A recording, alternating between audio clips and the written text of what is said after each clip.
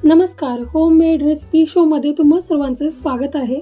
आज आपण मुगाच्या डाळीचा इन्स्टंट डोसा कसा बनवायचा ते पाहणार आहोत। त्यासाठी इथे मी 1.5 वाटी मुगाची डाळ पाण्यामध्ये भिजत ठेवलेली आहे। ही डाळ आपल्याला साधारण 2 तासापर्यंत भिजवून घ्यायची आहे। 2 तासानंतर ही डाळ छान अशी भिजलेली आहे। अशा पद्धतीने आता ही डाळ आपण मिक्सरच्या भांड्यामध्ये घालून याची पेस्ट करून घेऊयात। इथे मी मिक्सरच्या भांड्यामध्ये थोडी डाळ पाण्यासकट बारीक करून घेणार आहे। अशा पद्धतीने मी डाळ बारीक करून घेतलेली आहे।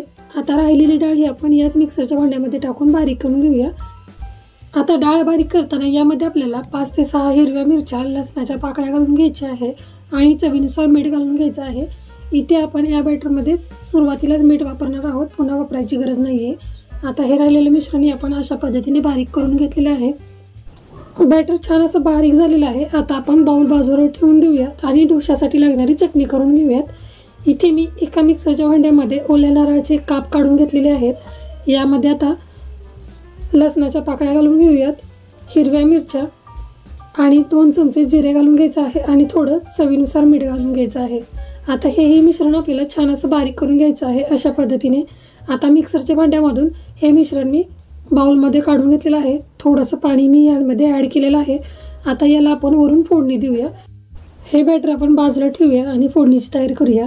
फोडणी पात्रामध्ये 1 चमचा तेल घातलेलं आहे। त्यामध्ये अर्धा चमचा मोहरी घालून मोहरी चांगली तडतडली की त्यामध्ये थोडासा हिंग घालायचा आहे।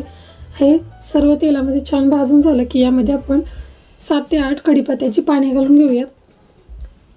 अशा पद्धतीने फोडणी आपली गरम आहे तोपर्यंत आपल्याला या चटणीवरती घालून घ्यायची आहे। ह्या खोबऱ्याच्या चटणीमध्ये फोडणी टाकल्यामुळे ही चटणी खूपच छान लागते। आता ही फोडणी आपण या चटणीमध्ये छान अशी मिक्स करून घेऊयात। इथे आपली डोशाची चटणी खाण्यासाठी तयार झालेली आहे। ही चटणी तुम्ही इडली सोबत खाल्ली तरी चालेल। आता आपण मगाशी जे मुगाच्या डाळीचं बॅटर तयार केलेलं होतं त्यामध्ये 1.5 चमचा तांदळाचं पीठ ॲड करून घ्यायचं आहे। यामुळे मुगाच्या डाळीच्या बॅटरला जरा घट्टसरपणा यायला मदत होते। आता हे तांदळाचं पीठ आपण मुगाच्या बॅटरमध्ये छान असं मिक्स करून घेऊयात। अशा पद्धतीने सर्व बॅटर छान असं मिक्स झालेलं आहे। आता आपण गरम तेलावरती डोसे करून घेऊयात। अशा पद्धतीने मी पळीच्या साहाय्याने तव्यावरती डोसा घालून घेतलेला आहे। अशा पद्धतीने आता हा डोसा आपल्याला खालच्या बाजूने छान असा खरपूस होईपर्यंत भाजून घ्यायचे आहे।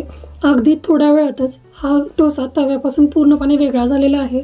आता आपण याची घडी करून अशा पद्धतीने डोसा चटणीसोबत आणि बटाट्याच्या भाजीसोबत खाण्यासाठी घेऊ शकतो। आजची ही रेसिपी तुम्हाला कशी वाटली ती मला नक्की सांगा। ही रेसिपी आवडली असेल तर व्हिडिओला लाईक करा, चॅनलला सबस्क्राईब करा। पुन्हा भेटू अशाच नवीन रेसिपीसोबत। तोपर्यंत धन्यवाद।